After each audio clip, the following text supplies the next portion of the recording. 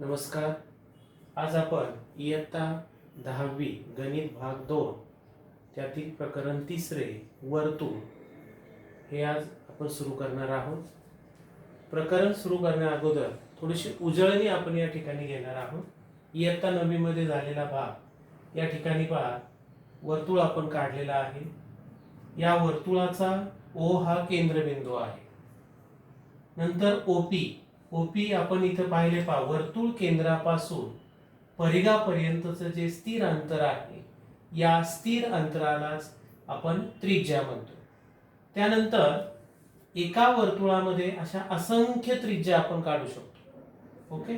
त्यानंतर दुसरी आकृती आपण इथं काढलेली आहे पहा, XY, त्याला आपण जीवा असं म्हटलेलं आहे.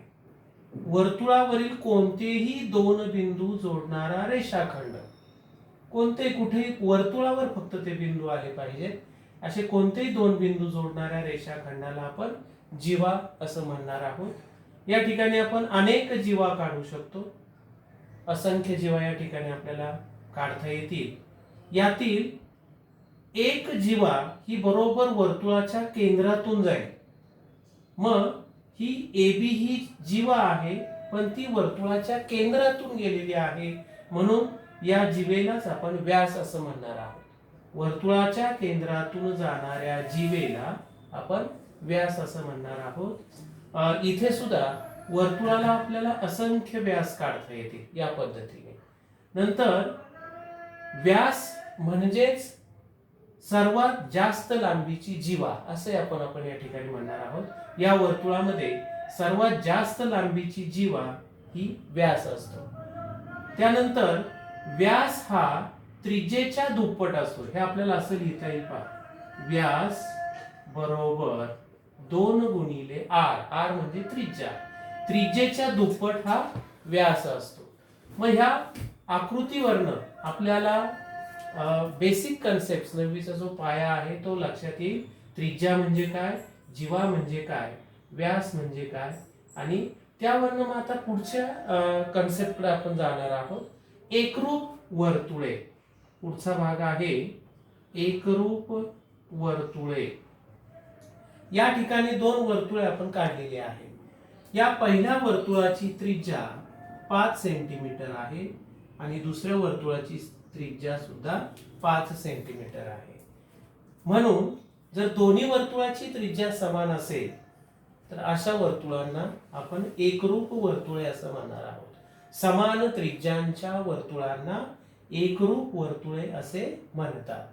त्यानंतर या ठिकाणी पहिलं वर्तुळ आपण काढलेलं आहे, त्याची त्रिज्या 8 सेंटीमीटर आहे. दुसरं वर्तुळ काढलं त्याची त्रिज्या 3 सेंटीमीटर आहे असं आपण गृहीत धरलं. इथे एक आपल्या लक्षात येईल, दोन्ही वर्तुळांचा केंद्रबिंदू एकच आहे. सामायिक केंद्रबिंदू असणाऱ्या दोन वर्तुळांना आपण या ठिकाणी एक केंद्री वर्तुळे असे या ठिकाणी म्हणणार आहोत. मग आपण अजून असंख्य अशी एक केंद्री वर्तुळे काढू शकतो की ज्याचा केंद्रबिंदू एकच आहे. त्यानंतर पुढची जी आकृती आहे यामध्ये हे पहिलं वर्तुळ O केंद्र असणार, हे दुसरं P केंद्रबिंदू असणार. दोन्ही वर्तुळे एकमेकांना A आणि B बिंदू मध्ये छेदलेली आहेत. तर या वर्तुळांना आपण छेदणारी वर्तुळे, त्याचप्रमाणे आता काही कन्सेप्ट या 9वी मध्ये झालेल्या आहेत त्या आपण इथे पाहतोय. C केंद्रबिंदू असलेल्या वर्तुळामध्ये DE ही जीवा आहे. C बिंदूतून जीवा DE वर CF हा लंब आपण या ठिकाणी काढलेला आहे. यावरून दोन गुणधर्म आपण या ठिकाणी पाहतोय. पहिला गुणधर्म म्हणजे वर्तुळ केंद्रातून जीवेवर काढलेला हा जो लंब आहे, हा लंब काढल्यामुळे ह्या जीवेचे दोन समान भाग होतात. म्हणजेच काय, वर्तुळ केंद्रातून जीवेवर काढलेला लंब जीवेस दुभागतो. या ठिकाणी आपल्याला जीवेस दुभागतो असं लिहिता येईल. हे 9वीला झालेलं आहे, जीवेस दुभागतो. म्हणजेच काय, DF आणि FE ह्या CF मुळे DF आणि FE हे दोन्ही बाजू सारख्या येतात. म्हणजे जीवेस हा CF दुभागतो.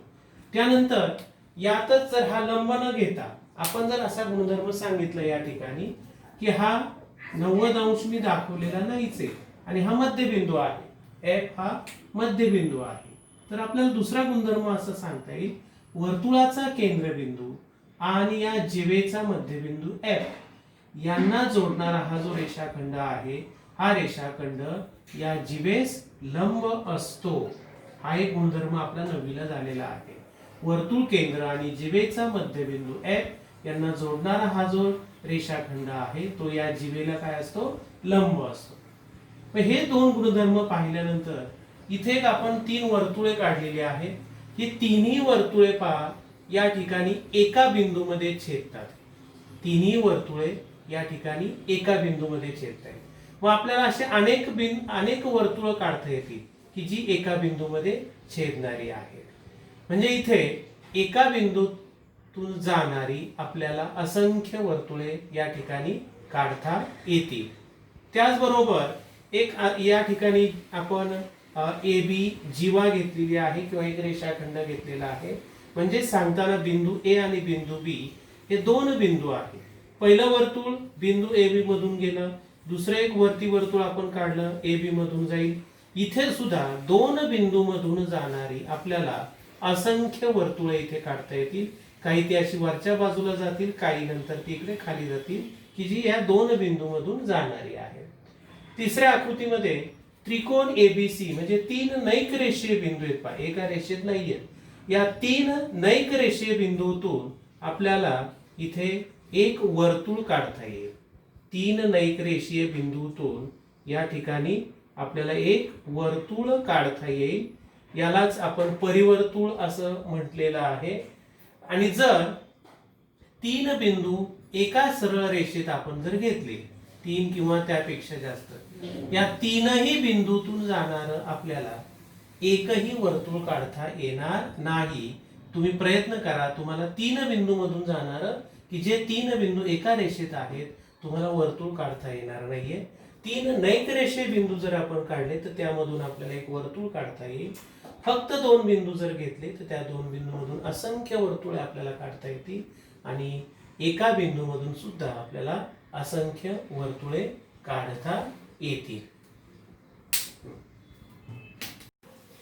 यानंतर आपण स्पर्शिका आणि वृत्तछेदिका या संकल्पना कन्सेप्ट आपण आता पाहणार आहोत.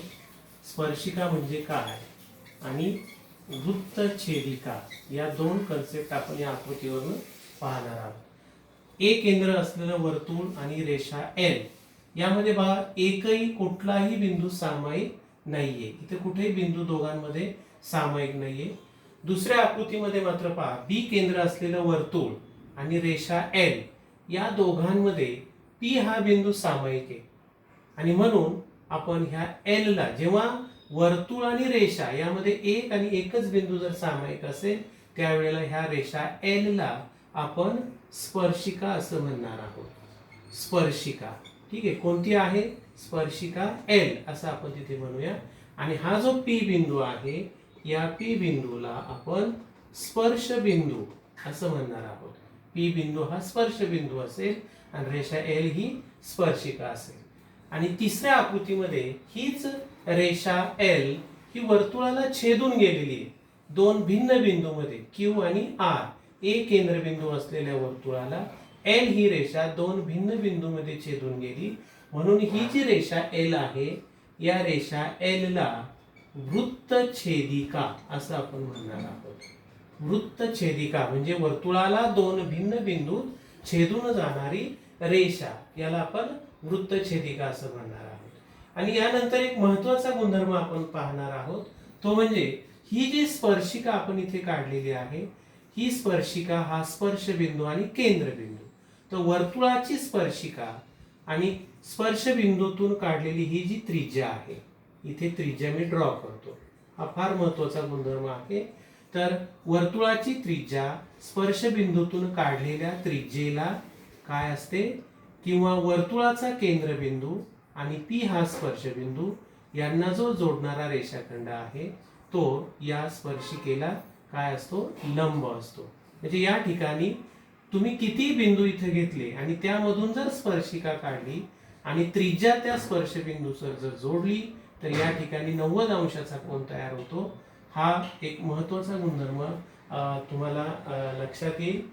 याच्यावरची जी उदाहरणं आहेत ती उदाहरणं आपण नंतरच्या व्हिडिओमध्ये पाहणार आहोत. धन्यवाद.